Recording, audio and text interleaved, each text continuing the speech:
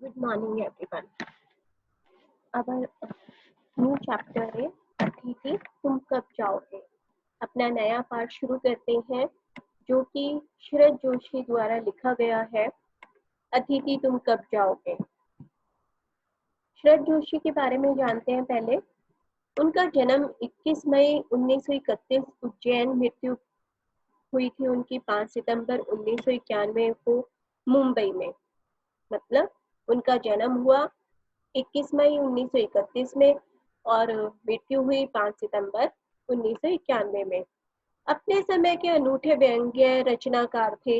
अपने वक्त की सामाजिक, राजनीतिक और सांस्कृतिक विसंगतियों को उन्होंने अत्यंत पैनी निगाह से देखा था, अर्थात उन पर वो व्यंग्य करके अपनी रचनाएं लिखते थे। अपनी पैनी कलम से बड़ी साफगोई के साथ उन्हें सटीक शब्दों में व्यक्त किया। शरद जोशी पहले व्यंग्य नहीं लिखते थे, लेकिन बाद में उन्होंने अपनी आलोचना से खिन्न होकर व्यंग्य लिखना शुरू कर दिया।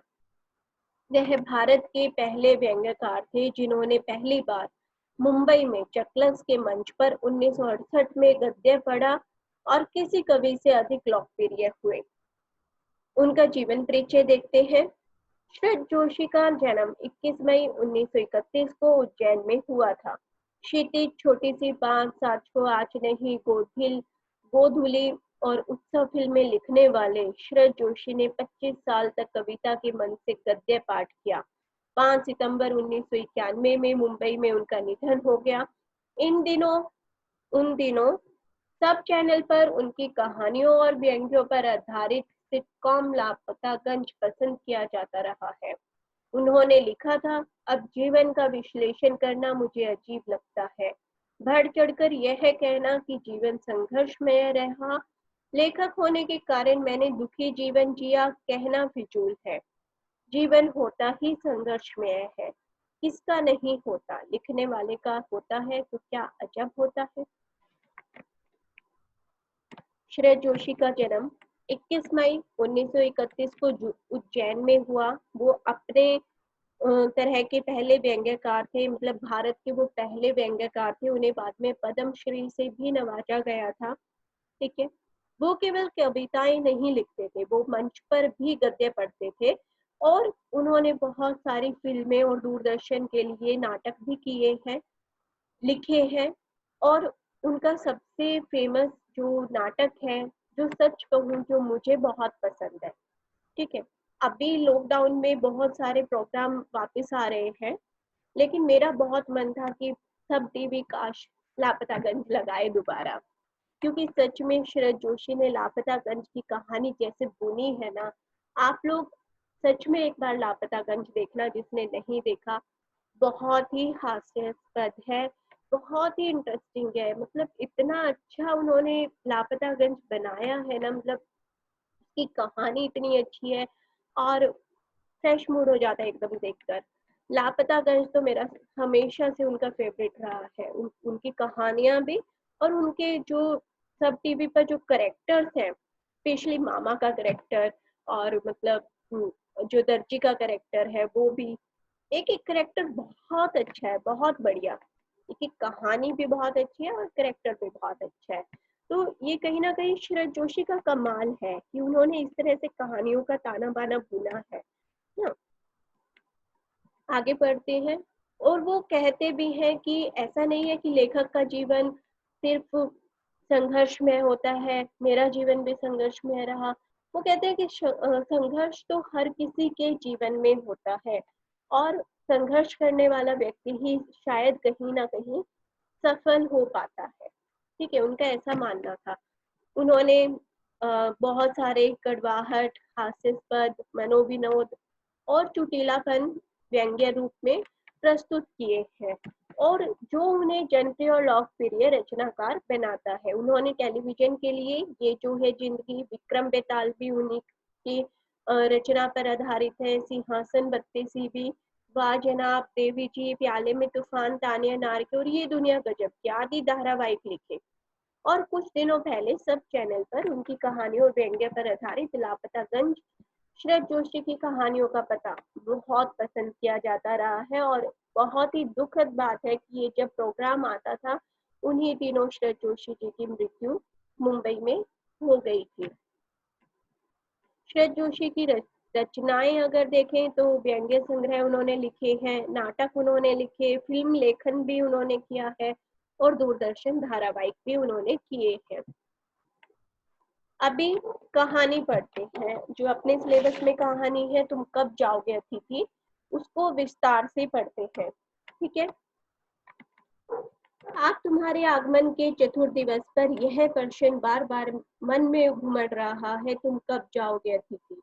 तुम जहां बैठे निसंकोच सिगरेट का धुआं फेंक रहे हो, उसके ठीक सामने एक कैलेंडर है, देख रहे हो ना।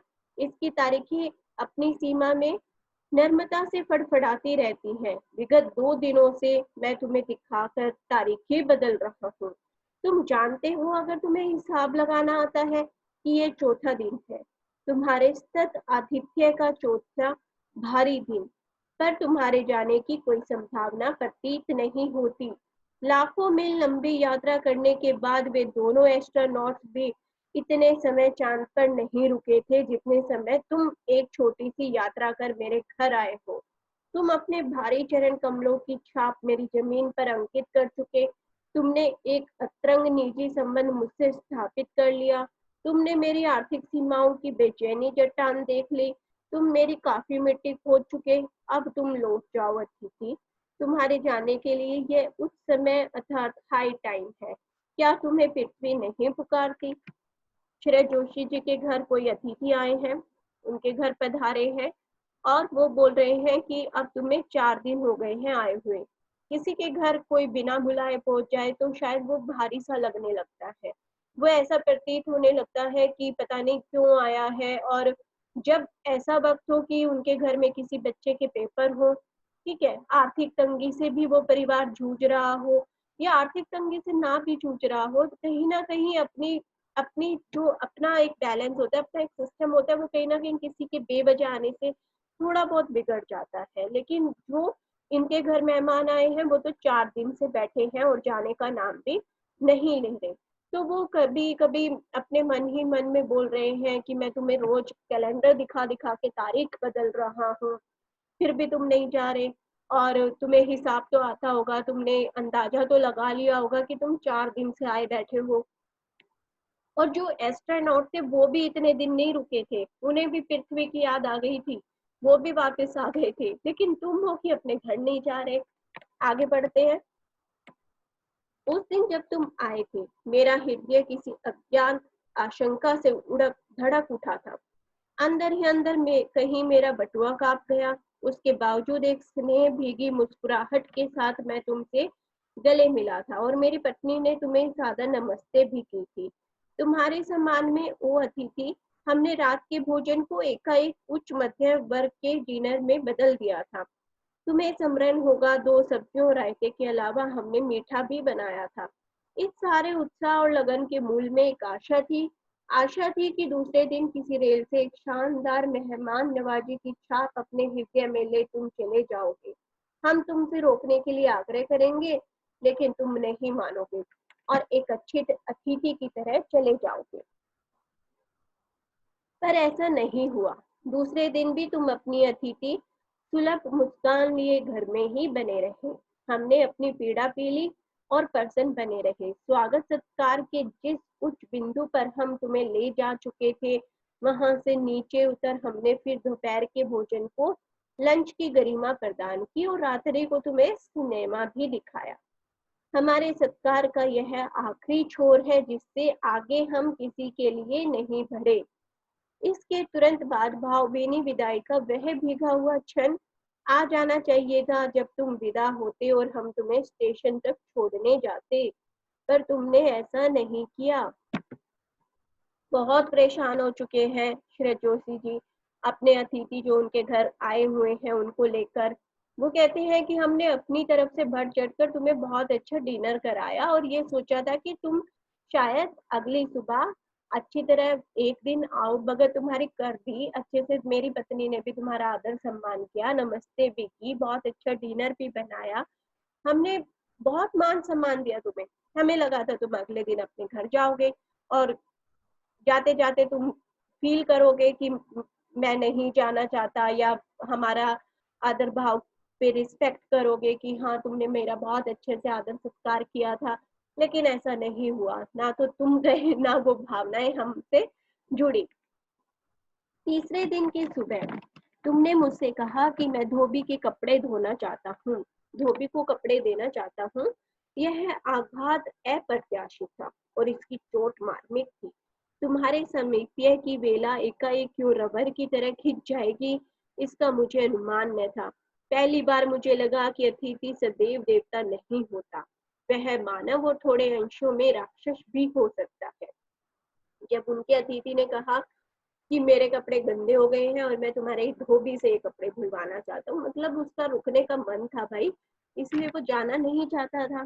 ठीक है, तो कहीं ना कहीं लेखक के मन पर एकदम से चोट लगती है कि भाई ये तो रुकेगा, ये नहीं मानने वाला, ये नहीं जाएगा। ठीक है, और जो वो एक सामीप्य की वेला थी वो एकाएक रबर की तरह खिंच गई, मतलब कि अब उसे फील होने लगा था कि ये शायद एक दो दिन और रुकेगा, जब तक कपड़े धुल कर आएंगे रुकेगा भाई, ये नहीं जा सकता। इसका मुझे अनुमान न था, और उसे थोड़ा सा भी अनुमान नहीं था। और जो वो एक टैगलाइन है अपने इंडिया की कि अतिथि देवो भव, कहीं ना कहीं वो टैगलाइन अब उन्हें प्रतीत नहीं होती थी। उन्हें लगता था कि शायद अतिथि देवता नहीं होते, कहीं ना कहीं राक्षस भी होते हैं। किसी लॉन्ड्री पर दे देते, जल्दी धुल जाएंगे, मैंने कहा। मन ही मन एक विश्वास चल रहा था कि तुम्हें जल्दी जाना है। कहाँ है लॉन्ड्री, चलो चलते हैं, मैंने कहा और अपनी सहज बनियान पर औपचारिक कुर्ता डालने लगा। कहाँ जा रहे हो, पत्नी ने पूछा। इनके कपड़े लॉन्ड्री पर देने हैं, मैंने कहा। मेरी पत्नी की आंखें एकाएक बड़ी हो गई। आज से कुछ बरस पूर्व उनकी ऐसी आंखें देख मैंने अपने अकेलेपन की यात्रा समाप्त कर बिस्तर खोल दिया था। पर जब जब वे ही आंखें बड़ी होती हैं तो मन छोटा होने लगता है।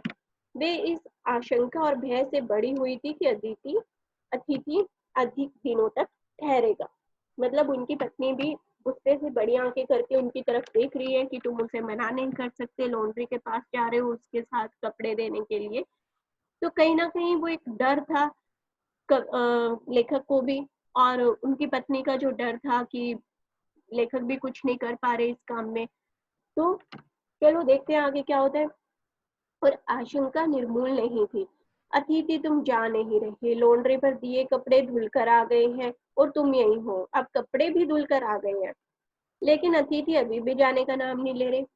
तुम्हारे भरकम शरीर से सलवटे पड़ी चादर बदली जा चुकी और तुम यही हो। तुम्हें देखकर फूट पड़ने वाली मुस्कुराहट अब धीरे धीरे फीकी पड़कर लुप्त हो गई है, मतलब गायब हो गई है। ठहाकों के रंगीन गुब्बारे जो कल तक इस कमरे में आकाश में उड़ते थे अब दिखाई नहीं पड़ते। मतलब अब उन्हें वो अतिथि बोझ सा लगने लगा है, क्योंकि उनकी पर्सनल लाइफ बहुत ज्यादा सफर कर रही है कि जो उनकी पर्सनल लाइफ थी उसमें बहुत ज्यादा दखल अंदाजी हो रही है।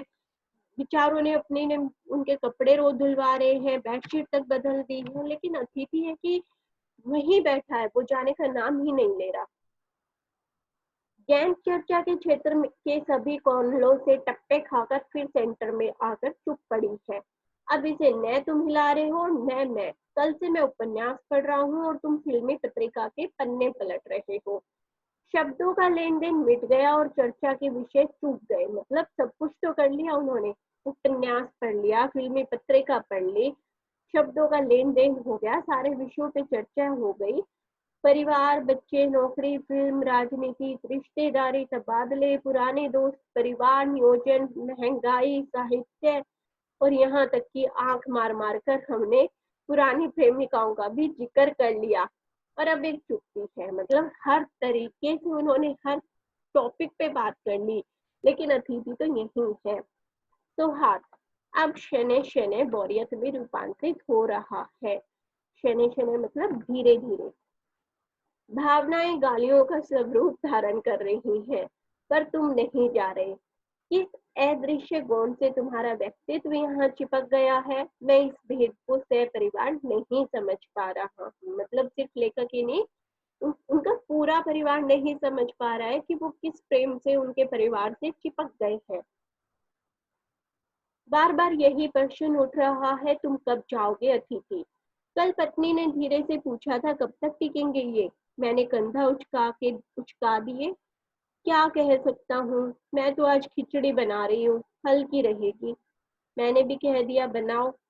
सत्कार की ऊष्मा समाप्त हो रही थी, डिनर से चले थे, खिचड़ी पर आ गए। मतलब जहाँ दो दो सब्जी, रायता, मीठा सब बनता था, अब पत्नी भी थक गई है, रोज रोज क्या पकवान बनाए। उसने कहा कि मैं तो आज खिचड़ी ही बना रही हूँ। अपने बिस्तर को सॉरी अब भी अगर तुम अपने बिस्तर को गोलाकार रूप नहीं प्रदान करते तो हमें उपवास तक जाना होगा। तुम्हारे मेरे संबंध एक संक्रमण के दौर से गुजर रहे हैं, तुम्हारे जाने का यह चरम क्षण है। तुम जाओ ना अतिथि। मतलब उसके मन में बहुत ज्यादा गुस्सा आ रहा है अतिथि के लिए कि अब तो बस हद पार हो चुकी है। अब कहीं ना कहीं मतलब उसका बटुआ भी ढीला पड़ता जा रहा है, उन्हें उपवास करने तक की स्थिति ना पहुंच जाए। तुम इससे बेहतर है कि चले जाओ। तुम्हें यहाँ अच्छा लग रहा है ना, मैं जानता हूँ। दूसरों के यहाँ अच्छा लगता है। अगर बस चलता तो सभी लोग एक दूसरे के यहाँ रह लेते, पर ऐसा नहीं हो सकता। अपने घर की महता के गीत इसी कारण गाए गए हैं कि अपने घर में ही रहना चाहिए, दूसरों के घर इतने दिन नहीं रहना चाहिए। इसीलिए बड़ों ने ये सीख दी है। होम को इसी कारण स्वीट होम भी कहा जाता है कि लोग दूसरे के होम की स्वीटनेस को काटने न दौड़े। तुम्हें यहाँ अच्छा लग रहा है, पर सोचो प्रिय की शराफत की भी कोई चीज होती है।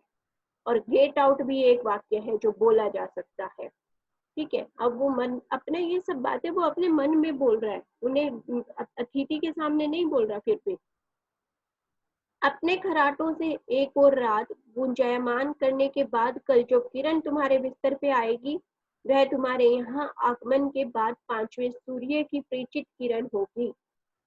आशा है वह तुम्हें चूमेगी और तुम घर लौटने का सम्मान पूर्वक निर्णय ले लोगे।